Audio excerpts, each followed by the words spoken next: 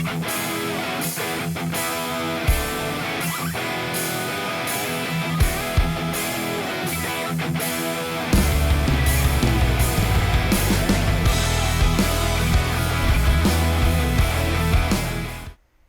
to the channel, everyone.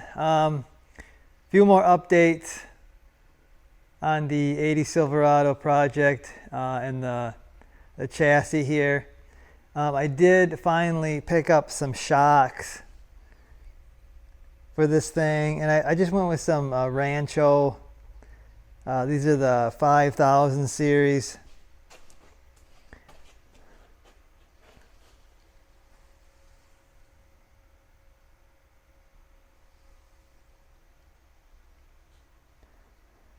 They're just, standard replacements. And this has got a 2.5 inch lift on it. So I went and got nice zinc plated grade 8 hardware for all the shocks. And then another thing is on the boot here, they send you like a zip tie to hold the boot. I found a nice stainless worm clamp. Does a much better job than that plastic zip tie. I think it looks a little better too.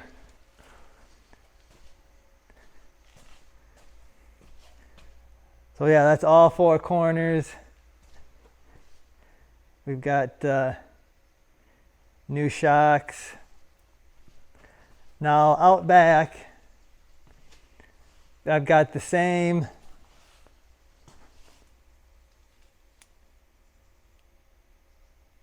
.5000 series shocks with the stainless clamp holding the boot, grade 8 hardware, but you're going to notice there I have the off-road design shock brace. You can see I painted it the machinery gray color that I got a few other accents on the frame with.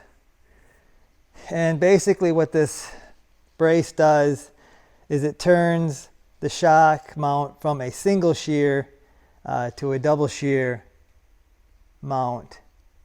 And you can see it just sandwiches the mount between the frame and the brace, because I guess some of the frames have cracked right here where that shock goes. So decided to get those braces. I got a bunch of their other stuff on the frame, so I figured why not get, I did have to drill, you have to drill the 2 holes, and I grade 8 hardware there too. But it's pretty simple install. Just adds a little more stability to them shocks there, and you won't have to worry about it cracking. So one more thing I want to show you that I have accomplished is I got the fuel line. I also got the brake lines in, but the fuel line from the tank, that's a 3/8 nickel copper, and it goes down along the frame, pretty much the path that the factory line took.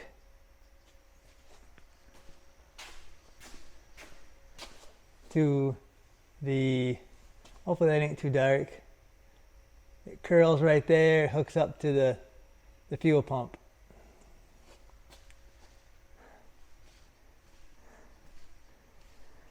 So I got a couple joints. This is the line right here. I've connected it over there with rubber just to kind of isolate the lines, because this frame probably twists a little bit, and I guess that's what the factory did when they had the crossover lines. They did those separate deals. But this, if you remember, or if you follow this build, this cross member isn't even on the short bed trucks.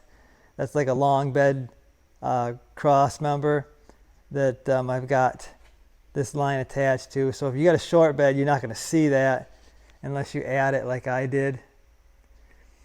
And then I got a case of these clamps, that I got a whole bunch of these stainless clamps, and I got stainless bolts.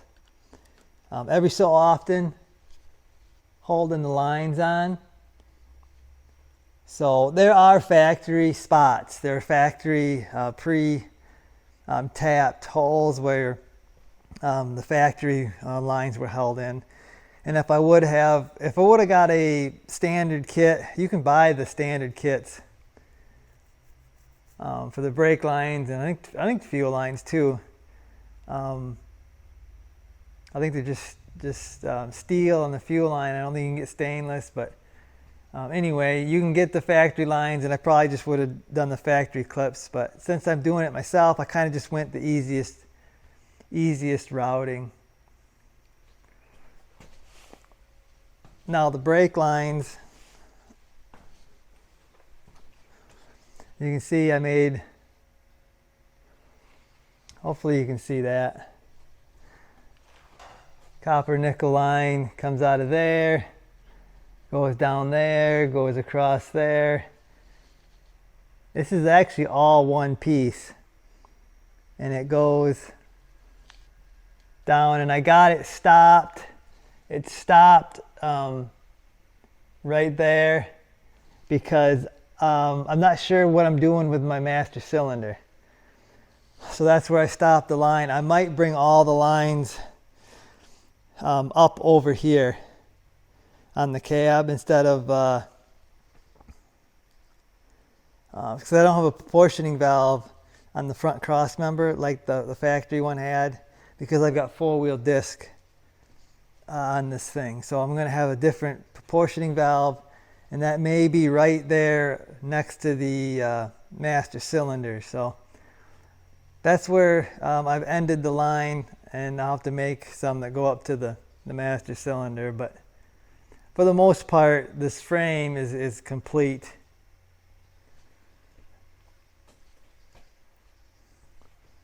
As far as the brake lines, the fuel lines,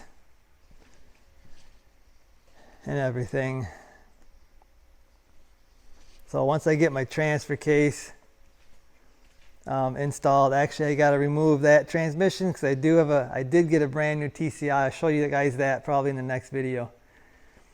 But I do have a brand new transmission. This thing was questionable, so I'm gonna just get it new because I'm rebuilding the transfer case. Every motor will be good, transmission will be good, transfer case will be good, and I'll know that. So I think that's just the way to go. But yeah, you can see maybe the brake line a little better there. It just ends there, and then I'll have to take it and either go around. There'll be a shift linkage right there, so I'll have to go around that, and then maybe head up from there. It shouldn't be that difficult. It'll be just a short line to go up to the master cylinder. And you can see my clamps. I got nice clamps every so often, holding the line on it. It did a really good job. They're real secure. They ain't gonna go anywhere. Turned out real nice. I'll try to link all my lines that I used. I got everything off Amazon pretty much. All the brake line, fuel line. I got it in coils. Okay, so one more thing I wanted to add about these brake lines is, of course, I'm using the nickel copper, and that doesn't corrode. But normally people use a regular steel nut right here. You can see I've got a stainless nut. I used to use the steel ones, and the nickel copper line never rusted, but the nut would start to corrode and rust, and I hated that. So I use stainless now, and here's one of the bags for, I believe this is the 1/4 inch tube. So I'll probably end up using this one of these for the master cylinder.